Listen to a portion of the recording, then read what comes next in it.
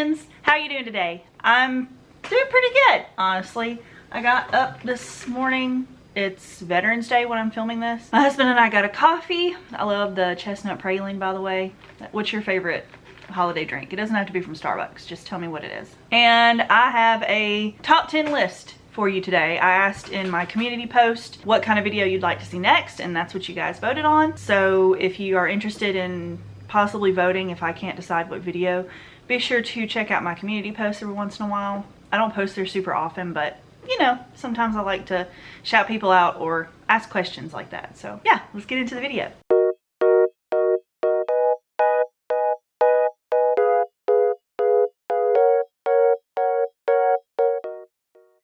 Today's video is going to be 10 manga that I really would love to start reading at some point. I preferred physical copies of manga, so if I have to, I might try reading them digital if there's literally no way of finding physical copies, but I just handle physical manga better. I think that I enjoy the reading experience a lot more that way, and it doesn't feel as disconnected, and I remember the story better, and I get to reread it because I have it physically. So that's the goal with these series. Some of them you're gonna probably go, Chelsea, that's terribly out of print, you'll never be able to find it. I understand that. I know what I'm setting myself up for, and if I never get to read these series, that's okay too. It's just some that I have on my radar that have piqued my interest because I've either seen people talk about them on YouTube or Instagram or Twitter. So number one is From Far Away. This is by Kyoko Hikawa. It is a shoujo manga, and I think completed it sits at 14 volumes. This is about a girl named Noriko who is technically isekai'd into a fantasy world. She finds out that she has some type of prophetic power that could change the world. It can awaken some kind of evil forces, so I guess that she's either going to be like a villainess situation, or maybe she's got to figure out how to harness her power to not awaken bad guys. Like it kind of makes me think of like Sailor Moon mixed with like a fantasy older isekai situation. I don't know much about it. I just know from what little I've heard people talk about it online. It is older. You can tell by the art style. I'll try to put some screenshots here, but it looks gorgeous, and it's an old isekai that I think has a lot of potential. I am not as into the newer isekai formula, I guess you could say. I think there are way too many of them. They have 15-sentence long titles, and I'm sure that they're lovely. I love watching Kate Tens read them and talk about them and collect them, but I personally just can't make myself read 35 series that all sound exactly the same to me. I'm sure some people feel that way about the manga that I read, but if you understand what I'm saying, yeah. This one just feels different to me, so I want to try to read it one day. The volumes are very hard to find and very, very expensive. Shoujo didn't get reprinted much back then, and still to this day don't. Wish me luck on that one, you know, crossing my fingers that I find some, but I'm not gonna hold my breath on it, but it is one that I'm very interested in. Number two is Blood on the Tracks by Shuzo Oshimi. That's like my third time trying to say his name. This series, as I took notes for this, is at 13 volumes, so I don't think it's going to be a super long series. Correct me if I'm wrong if you know, because I haven't researched on that one what its length in Japan is. I have no idea. But I know it's a horror series, and I've never read any of Oshimi's work, so I don't really know what to expect, but everyone is always on the hype train for their series and talks this one up a lot, says it's one of the more psychologically messed up versions of their stories, and I love the idea of it being between like a mother and her children. So I think that's part of what drew me to it. Is I watched this movie when I was younger. I watched a lot of bad stuff when I was young. Serial Mom, I think is what it was called. And it was about a mom who killed people because they inconvenienced her family. And it just makes me think of that, even though I know they're probably totally different vibes. That one was more of like a murder comedy, and this is probably actually more dark, scary, psychological. But I'm still very interested in it for that reason. The art looks very different on the covers from what I think the inside looks like, but I like that it's different. It doesn't feel as silly, and it's more serious, and I think the art really reflects that, and that is also part of what drew me to it. One day a terrible thing happens and changes the lives of the child and his mother. You get to watch the child's life turn into a nightmare, from what I understand. I think it's gonna be a roaring good time.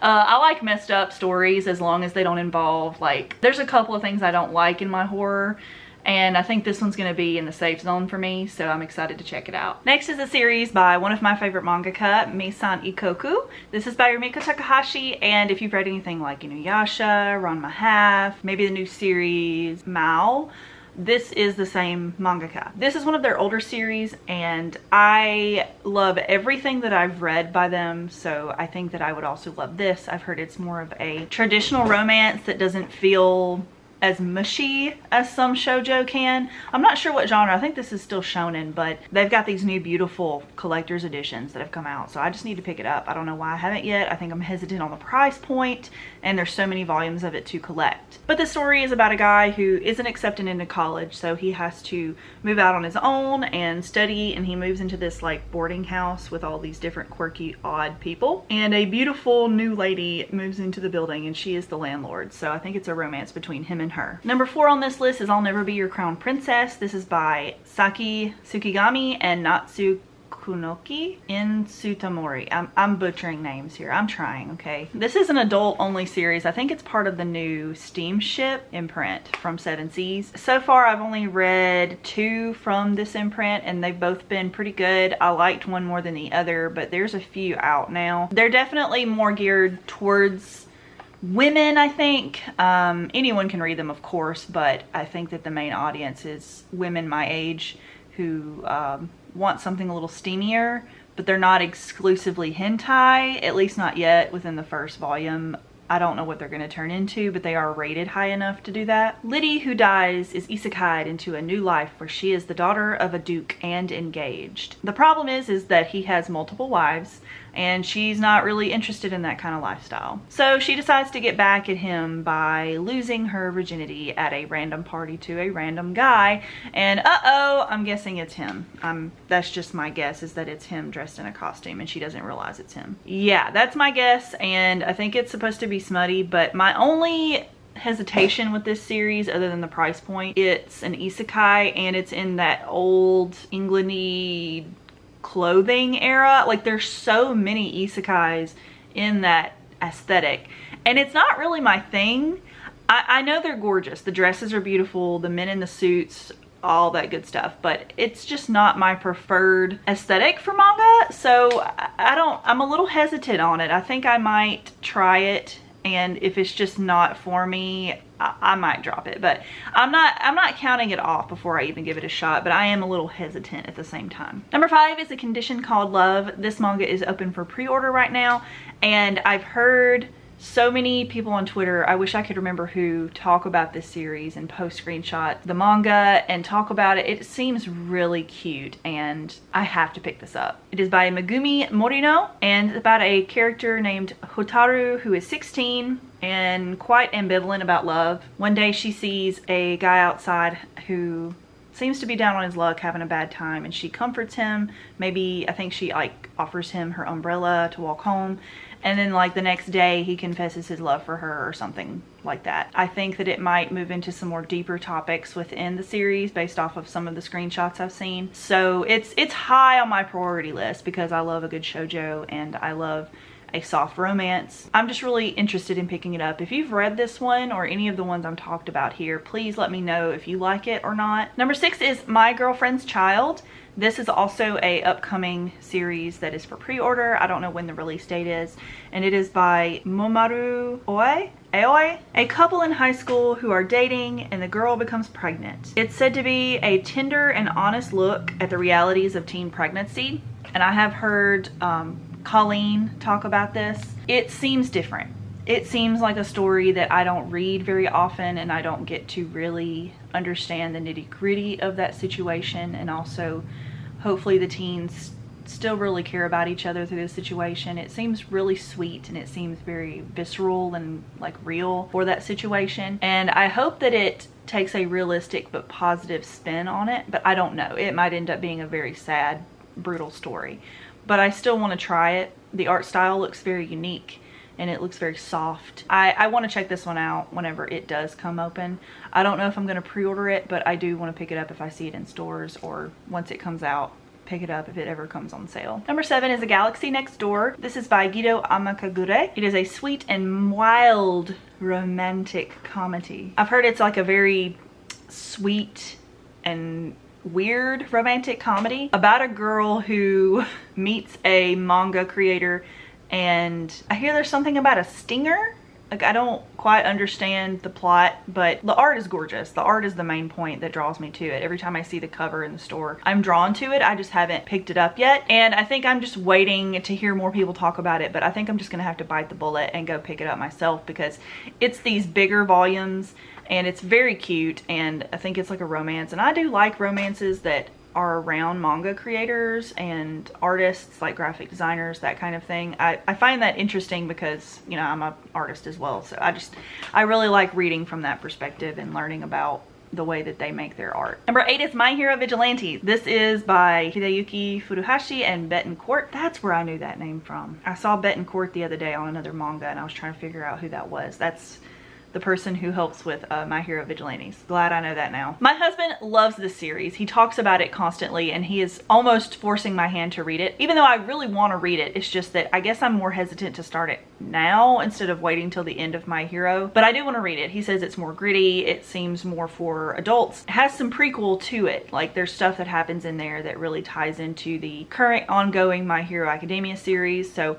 I'm gonna read it. It's only currently at 13 volumes and we have 1 and 2 and then 6 through 13, so we've got to get 1 through 5 before I can start. But I do want to read it. It's just not in my high priorities, but eventually I will get enough to binge through it. So he loves it, I want to love it, and I think it would add some interesting context to the current ongoing My Hero Academia series. So let me know if you like it. Next is a series that I have only heard one person ever mention, and they only read the title and the synopsis, and it just really got me hooked and curious about it. It's called 1 Week Friends by Matcha Hazuki. Yuki wants to be friends with Kaori, the girl in class who seems to always be alone. Just when he thinks they've hit it off, she tells him her secret. Every week, her memories reset. 51st Dates vibes. Every week, her memories reset, and he decides to befriend her as many times as it takes. That sounds very, very tragic, but also very sweet. I like friendship stories between boys and girls, men and women. I think that not every story involving men and women have to be romantic. I think that a good friendship story sometimes is just sweeter than a romance. So I'm hoping that that's what this is just a friendship story, but I mean, it might turn romance. I won't be mad if it did. It sounds really sweet and I'm excited to try it. It's already been published. I don't know how many volumes it is, but I don't think it's ongoing. If you've read it, please let me know, because I haven't heard a single soul hype this up. Like, no one has bragged about it. I haven't heard anyone mention the author before. So it's just, I'm going in blind here, and I'm curious to try it out. And the final one on this list is Like a Butterfly by Sue Morishita, the writer and artist duo. I love everything they've published in English. I have A Sign of Affection on my shelves. I have Shortcake Cake. And anything they publish in the future, anything that they create in the future, I would love to pick up, because I like their soft but realistic ties to shoujo and josei or whatever else they make. And this series is a drama, and I think it's an older series that they made that is just now getting licensed in English, and it's going to be like a dramatic and unusual plot line. I don't know much about it, if I'm being honest here. I just saw the name and I went, I need that. I need to pre-order that when it comes out. And it sounds like a sweet coming of age story if you're into those kinds of things about people growing up and learning about who they are as a person and what they believe in and where their loyalties lie. I just think those are fun to experience from someone else's perspective, and sometimes I learn a little bit about myself while I'm out at that journey. That's my 10 manga that I would like to experiment with and try and give a shot. So if you've read any of them, please let me know what you think. Don't spoil anything, please, because I have not read any of these series so far. Thank you for watching. I hope you guys have a great day. Stay safe, and I'll see you in my next video. Bye, guys.